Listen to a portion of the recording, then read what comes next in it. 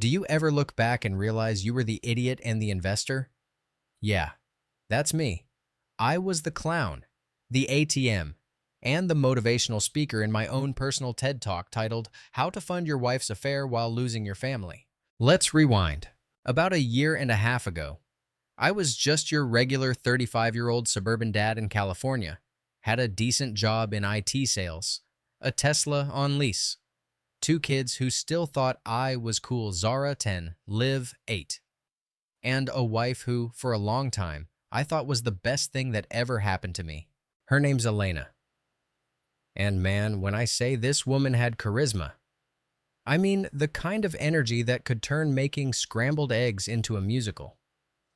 She was artsy, full of jokes, had this wild imagination that made bedtime stories for the kids feel like Pixar shorts. We met in college, fell hard, got married young, and yeah, we had our bumps, but nothing huge. She quit her job in marketing after our second daughter was born. Wanted to be a stay-at-home mom, which I respected. She was good at it. Birthday parties were Pinterest level. Every dinner had hand-folded napkins, even if it was just spaghetti. But then, something shifted. Fast forward to when both girls started school full-time. And suddenly, she had time, like a lot of time. At first, it was harmless stuff, joining yoga classes, redecorating the house for the third time. Then she met Mia, my sister-in-law, her older brother's wife, who had recently gone through a messy divorce and emerged like she just read the entire Brené Brown library while listening to Beyoncé on loop. Mia was now all about female financial freedom, feminine CEO energy, and crap like that. I didn't take it seriously. Why would I? Elena was bored. And this was just her new hobby, right? Wrong. 3 months later, our kitchen turned into a full-on product lab. Not for food. For soap. Yeah, soap with crystals inside. Lavender, moonstone. Good vibes only. She called it Sacred Suds. I swear, I thought it was a joke at first. But nope, she had a whole PowerPoint ready. It's not just soap, it's intentional cleansing. And of course, Mia was already her strategic advisor, helping her set up an Instagram account, taking flat lay photos of soap next to candles and eucalyptus leaves, acting like they were running $1 billion empire out of our goddamn garage. And listen, I was actually supportive. Elena was lit up in a way I hadn't seen in years. She was excited, and I missed seeing that in her. So yeah, I helped. I used my contacts to set up a Shopify site, built her CRM, helped manage inventory, even dropped about $4,000 to get her started with supplies, packaging, lighting, and a fancy-ass camera she needed for content. Because that's what good husbands do, right? Right. Then came the shift. Slowly, subtly, she stopped cooking. Said CEO energy doesn't mix with domestic chores. Started missing bedtime with the girls because she was editing content. Told me I needed to respect her time like I would a coworker's. I was like, what the actual Theo? You're running a soap business out of our garage, not launching the next iPhone. But I didn't say that. I just kept picking up the slack. I wanted her to succeed. I really, really did. Because I thought we were a team. Then came the coach. His name was Caleb, but on Instagram, he went by at The Aligned Alpha. Kill me. He was one of those business mentors for high-vibe female entrepreneurs. Wore tight pastel suits. Talked about soul funnels and energetic scaling. Basically, a snake oil salesman with a ring light. Elena found him through a webinar. 1 week later, she paid him a $12,000 coaching fee. Without telling me. When I confronted her, she was like, you spent that much on our vacation last year. And I didn't complain. I was floored. That trip was for our family.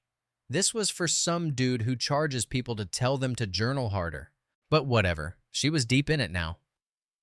She started dressing up for Zoom calls like she was going on a date, full makeup, hair curled, new blouses, all for a soap strategy session. My gut started screaming, but every time I asked questions, she spun it into how I wasn't supporting her evolution. Then came the day Liv had a fever at school. I was slammed at work, literally presenting to our VPs, but when the school called me because they couldn't reach Elena, I panicked. Tried her phone, straight to voicemail. Called Mia. You know what she said? Elena's in a private strategy intensive with Caleb. She's not taking calls today. I left the damn meeting, drove to school, and picked up my daughter. She was pale, shivering, asking where mommy was. That night, when I confronted Elena, she told me sometimes sacrifices are needed to build something real. Sacrifices, like our kids. I was pissed. I was done playing supportive husband to someone who couldn't even show up when our daughter needed her. But it wasn't the end. Not yet. No, because the real betrayal hadn't even dropped. That came 2 weeks later, when Zara sent me a text from the mall. Dad, Mom's kissing Caleb by the fountain. Liv's crying. Can you come get us? That text, it blew up my entire fucking life. When I got that text from Zara, I felt like someone had punched me in the chest.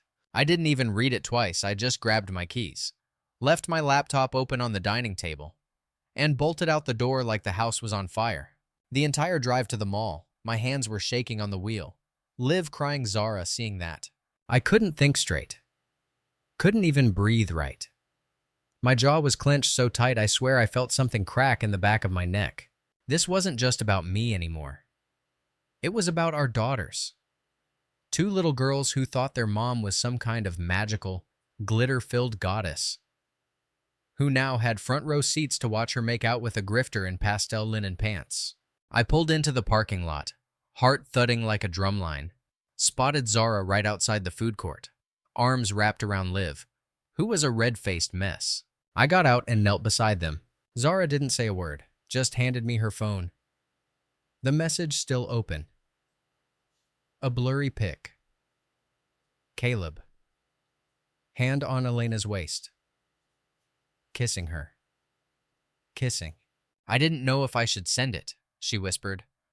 But Liv was freaking out. I didn't know what else to do. I just pulled them both into a hug and said the only thing I could manage. You did the right thing, baby. You did good. I didn't confront Elena that night. I couldn't. Not in front of the girls. She walked in around 8 humming some awful song, carrying a bag from Lululemon like it was just another Tuesday. Didn't even ask where the kids were. I stood there in the kitchen, watching her toss her keys on the counter like she hadn't just ripped our family in half at a fucking mall. Hey, she said, smiling. You're home early. I didn't even blink. I just held up Zara's phone, watched the smile slowly melt off her face. She laughed. Oh, Mike, come on. That's not what it looks like. I didn't say anything, just stared at her. She sighed, rolled her eyes. You're being dramatic. It was just a little moment of connection. Caleb and I have a deep, energetic bond. You wouldn't get it. I think that was the moment my heart completely detached from her, because she wasn't even sorry. She tried to spin it. Said I was blocking her abundance. That her relationship with Caleb was part of her growth journey. That she was leading by example for our girls on what empowered womanhood looked like. WTF. I told her to go sleep at Mia's place. She left without a fight. Didn't even say goodnight to the kids. Over the next week, I went full detective mode. And let me tell you, when a husband gets quiet, that's when T's about to get real. I combed through credit card statements, emails, calendar invites, hotel charges in Santa Monica, dinner receipts from that bougie vegan restaurant she swore she hated, a $3,000 business retreat that took place the same weekend Liv had her school play, the one Elena promised she'd help build the props for. She wasn't just emotionally cheating. She was investing in her affair like it was fucking Amazon stock. I gathered everything. Screenshots, bank transactions, text backups, voice notes she sent Mia gushing about how Caleb saw her for who she really was. And yeah, I confronted Mia too. Met her at a Starbucks and straight up asked if she knew. She didn't even blink. Elena deserves happiness, she said, sipping her overpriced herbal tea. Maybe you should think about why she had to look elsewhere. I laughed, not out of humor, out of absolute disbelief. Cool, I said. Hope your next Insta caption about feminine power gets you a sponsorship deal, because you just blew up a family. 2 days later, I met with a lawyer. One of those no BS, mother of three, wears all black types. Her Yelp reviews had phrases like shark and heels, and my ex never knew what hit him. She looked over my folder of evidence and just nodded. "You've got a clean case," she said. "Custody will be on your side, especially with how this affects the kids." And I wouldn't be surprised if her soap circus collapses in the meantime.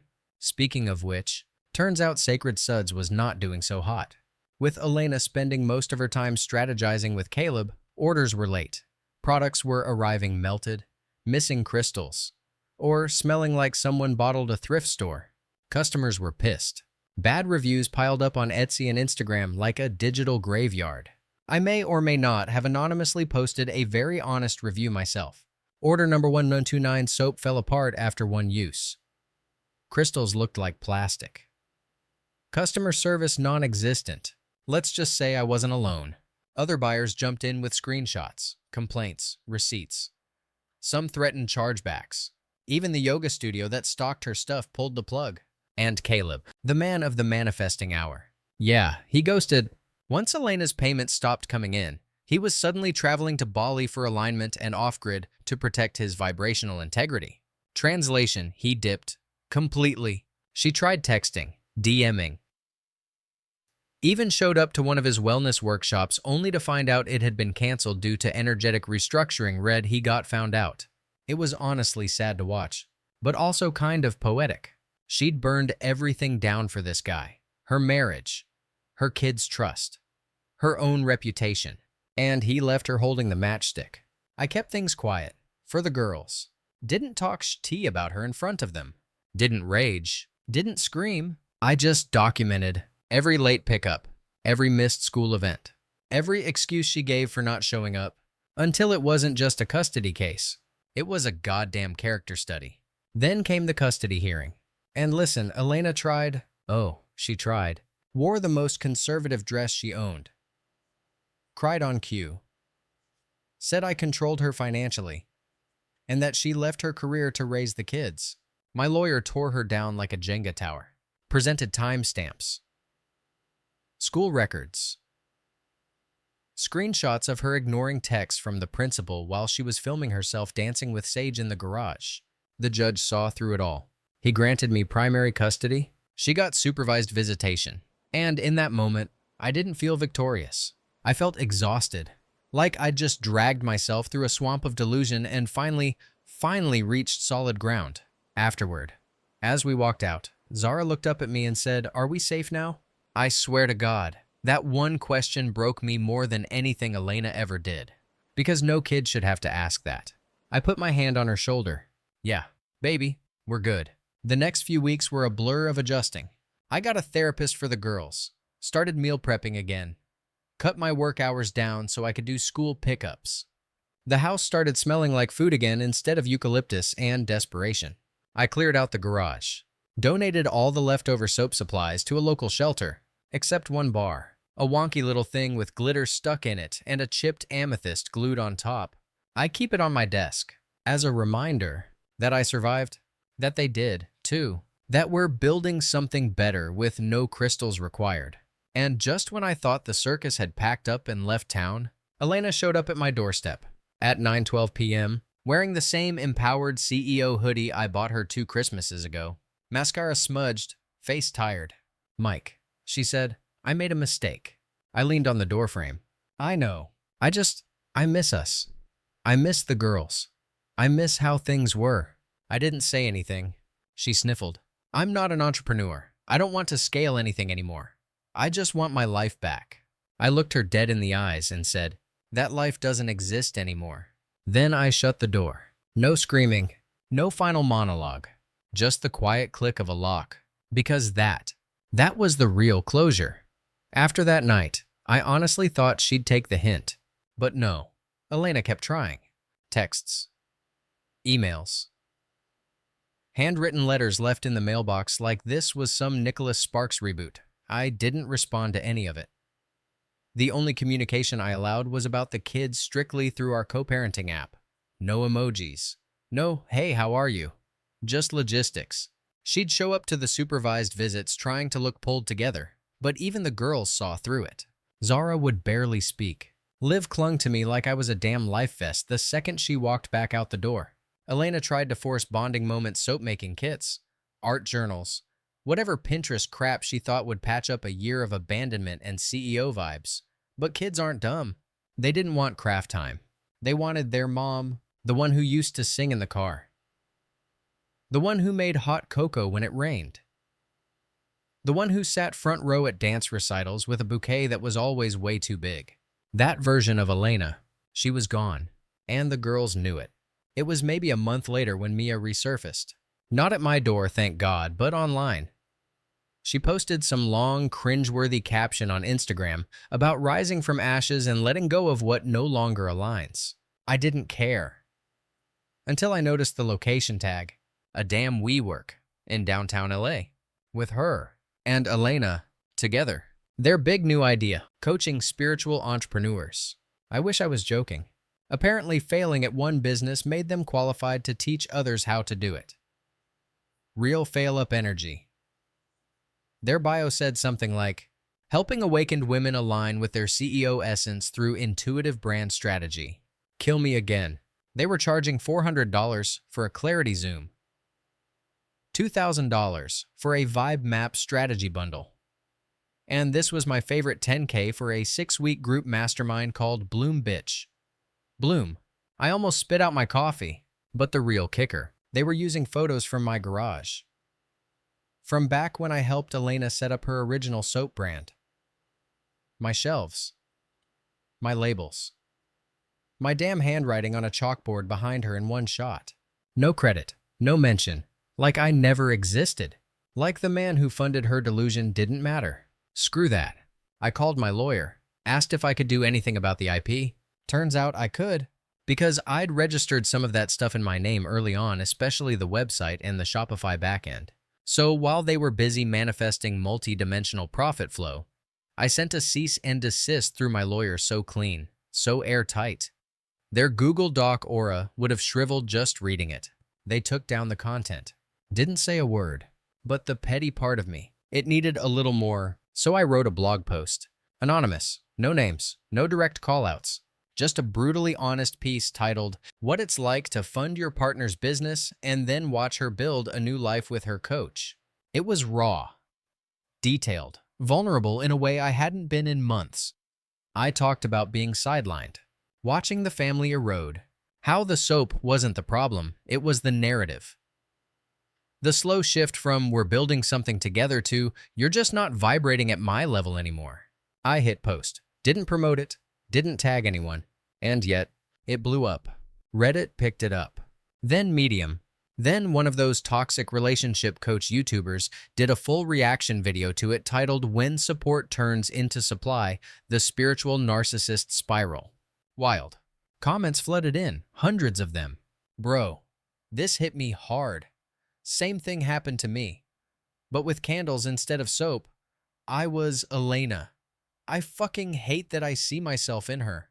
I didn't gloat, didn't out her publicly, but people knew, especially the people in her little business wellness community. And you know what? Clients dropped like flies. Nobody wanted advice from two women whose sole business collapsed in public twice. I started rebuilding quietly, moved to a new place. Smaller house, but cozier. More us. Girls picked their own paint colors. Zara went with a dark teal that made her room look like a music video. Liv picked pastel purple and unicorn decals that I almost broke my neck trying to peel straight. We got into a rhythm. Mornings were full of cereal dust and missing socks. Evenings meant homework. Disney Plus. Popcorn. I started cooking again. Nothing fancy, just food that made the house smell warm. Sunday nights turned into our thing pizza, movie, PJs by 7. No phones. No Instagram live meditations. No talk of energy portals. Just family. Real. Messy. Sometimes loud. But present. I started dating. Kind of.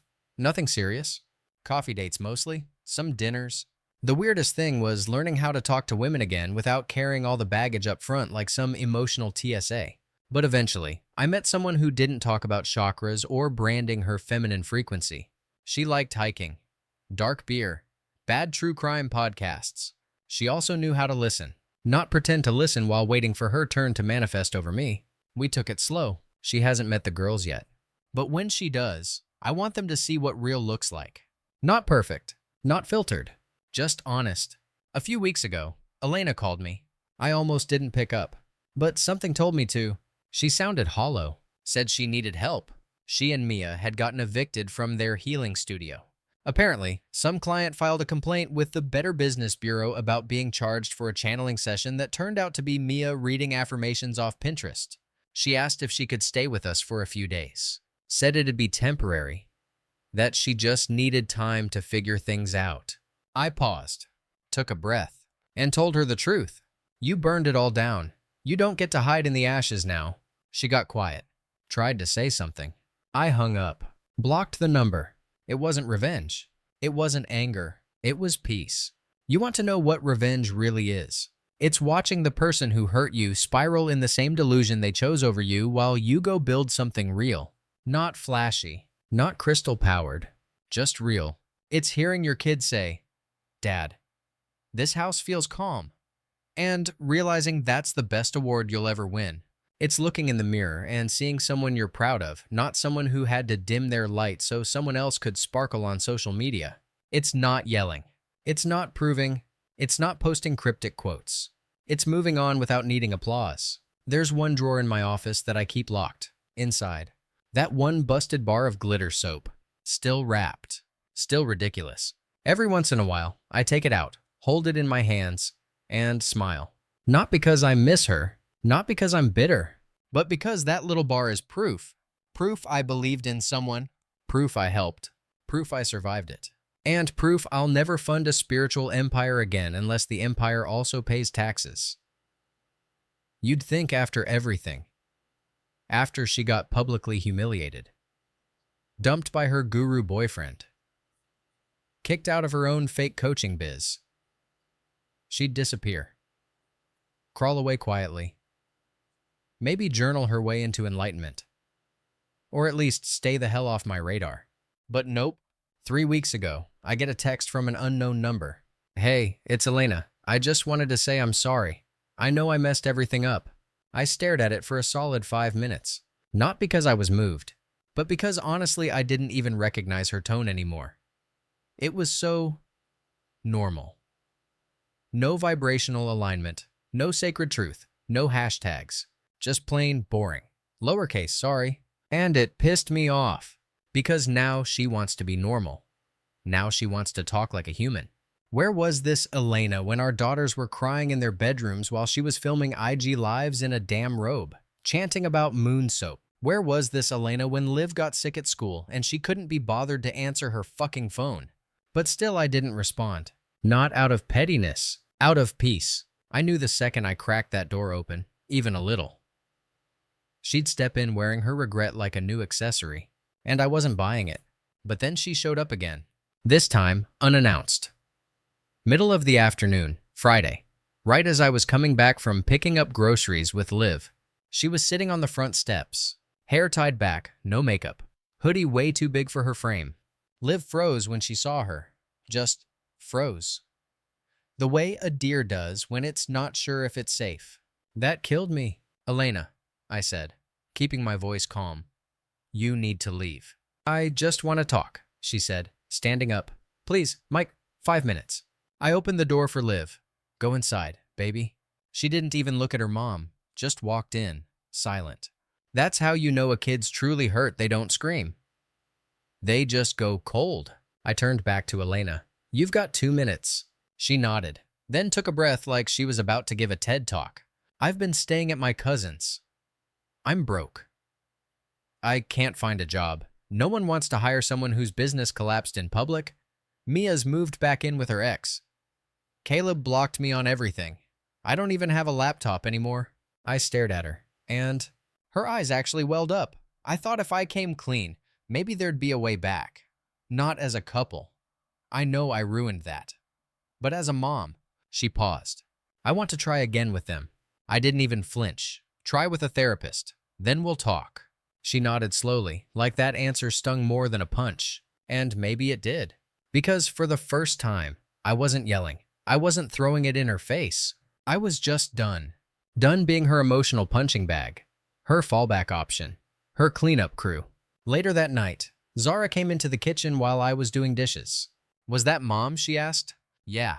"What did she want?" "She said she wants to be better." Zara didn't say anything for a while, just stared out the window. Then she said, real quiet, "I don't believe her." And God, that broke me all over again.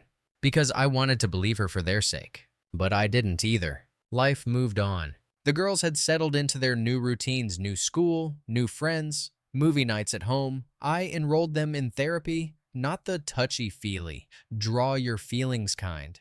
Real, grounded sessions with someone who didn't speak in crystal metaphors. We started doing no phone Sundays, just us. No screens, no distractions. Sometimes it's board games, sometimes it's baking. Last weekend, Liv made cookies shaped like moons and said, "Look, Dad, spiritual snacks." We both laughed till we had tears in our eyes. That's what healing looks like, sometimes ugly laughter in a kitchen that smells like slightly burnt sugar. One night, I'm flipping through channels and land on some late-night show. There's a segment about failed online businesses. And guess what pops up in the montage? A screenshot of Sacred Suds. No context. Just a picture of Elena posing with her soap in a ring light setup. Big smile. Caption underneath: empowered, abundant, and cleansing you spiritually.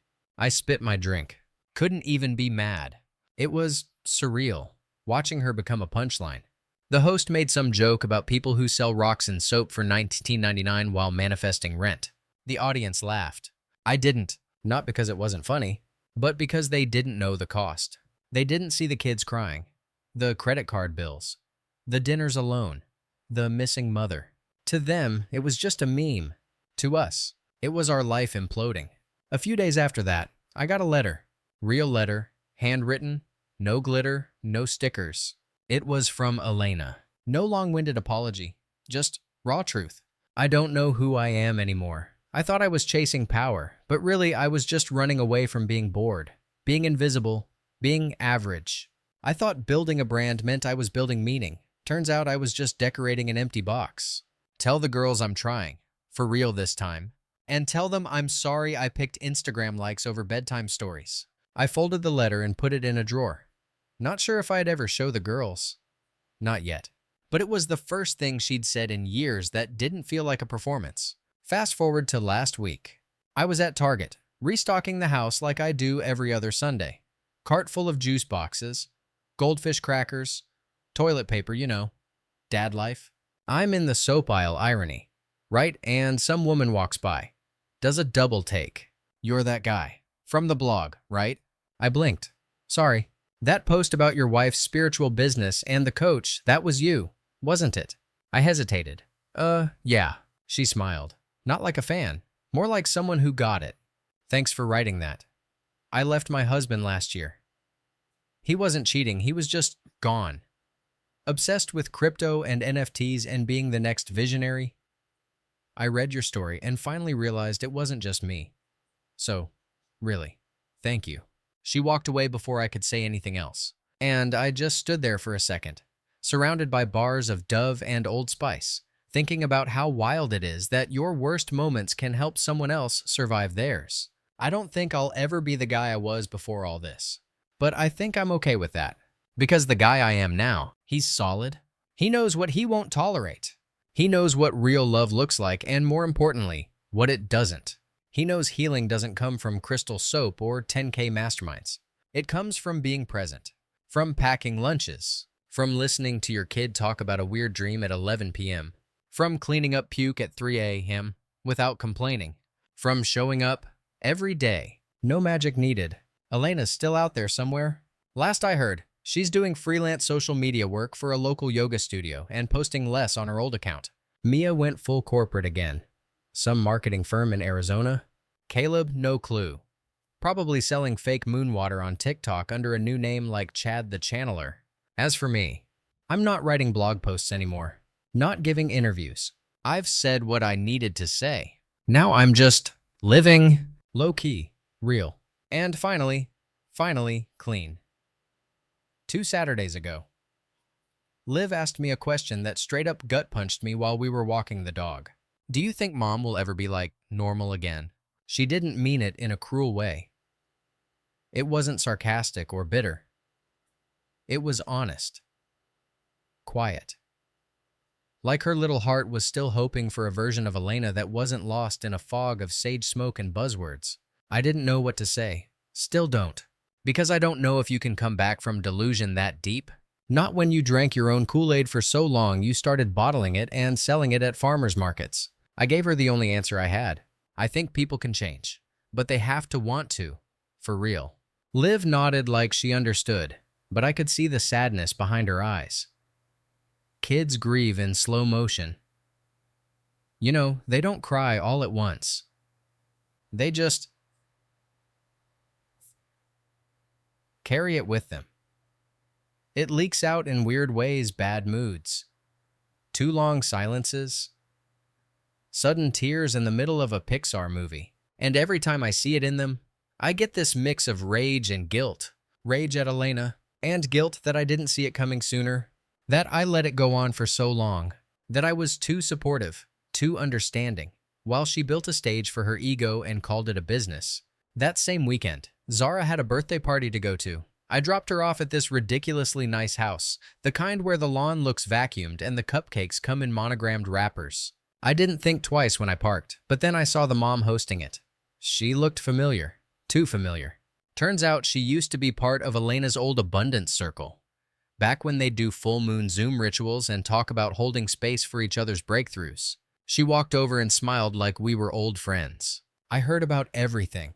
She said, a little too gently, "You okay?" "Yeah," I said. "We're doing all right." She lowered her voice. "We all saw what went down. Honestly, you're a saint." The rest of us tapped out the minute she started talking about opening a retreat center in Joshua Tree for soap-based shadow work. I laughed so hard I had to cough to play it off. She kept going. "I always thought you were the stable one." Elena's energy was just chaotic. Like she wanted to be famous but didn't know what for. It felt weird hearing it from someone else. Weird. But validating. Because for the longest time, I thought I was the crazy one. The old school husband who just didn't get her vision. But nah, turns out the vision was blurry AF. A few days later, I got an email. Not from Elena this time, from her lawyer. She's trying to rework the custody arrangement. Wants more time with the kids. Says she's in therapy now. Says she's found clarity.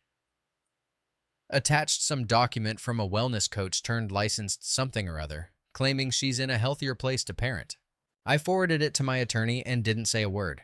But when I saw the girls that night, I watched them closely. They were happy. Like, genuinely happy. No forced smiles, no weird tension, just kids being kids. Liv drawing cats with wings on the dining table. Zara trying to get me to learn TikTok dances I have absolutely no business attempting. So yeah, no way in hell was I throwing them back into that chaos. Not yet. Maybe not ever. My lawyer agreed. Supervised visitation remains until further review, she said. Calm and crisp. And just like that, another storm passed without getting through the front door. You know what I've learned. Grief doesn't always show up like a funeral. Sometimes it's a Tuesday night when you find one of your ex's old hoodies buried in a box of winter clothes. Sometimes it's realizing the background music to your relationship was actually just static, and you kept turning it up hoping it'd become a melody. Sometimes it's just walking past a crystal shop and laughing because you remember the time Elena said the rose quartz by the toilet would neutralize family tension. Dead serious. She actually said that. But healing. Healing is different. It's quieter. It's Liv running into your arms after school because she got an A in math. It's Zara texting you photos of the outfit she picked out for her school concert. It's realizing the house doesn't feel like a war zone anymore. Just home. I started journaling again. Nothing fancy. Just a black notebook I keep in the drawer next to my bed. Sometimes I write about the girls. Sometimes I write about the dumb shit Caleb posted when I used to follow him. He once said the moon was jealous of his emotional depth. Sometimes I write stuff I'd never say out loud. Like how I still miss the version of Elena that laughed at my jokes. The one who used to fall asleep mid-movie with popcorn on her chest and snore just loud enough to be funny. I don't miss her, not now, but I miss the feeling of safety, of being a team. That's the hardest part to rebuild.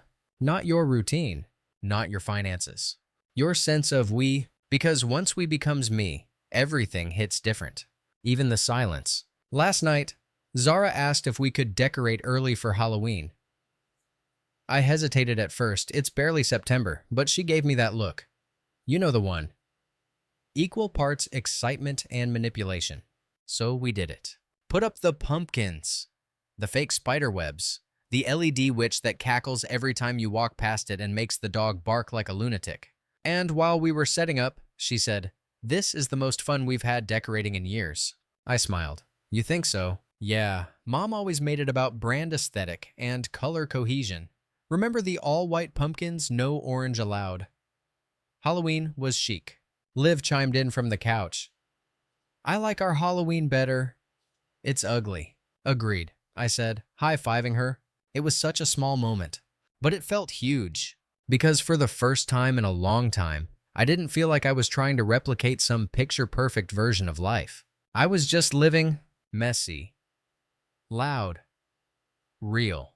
Later that night, I sat on the porch with a beer, looking at the lopsided bat garlands and motion-activated skeleton that wouldn't shut up. And I thought, damn, this is peace. Not perfect, not even close, but peaceful. I don't need Elena to fall apart for me to feel okay. She already did. What I need is for my daughters to know they're safe, that their home isn't a content set, that love doesn't need filters or followers, and that sometimes the strongest people are the ones who just stay. Stay when it's boring. Stay when it's hard. Stay when the glitter fades. I don't know what the future holds. Maybe one day, Elena will actually get better. Maybe she'll find a way to be a mom again, instead of a brand. Maybe she'll look back and cringe so hard she finally wakes up. Or maybe not. But that's not my job to fix anymore. My job is here. Packing lunches, checking homework, watching bad sitcoms. Being a safe place, not a stage. Being real, and honestly, that's more than enough.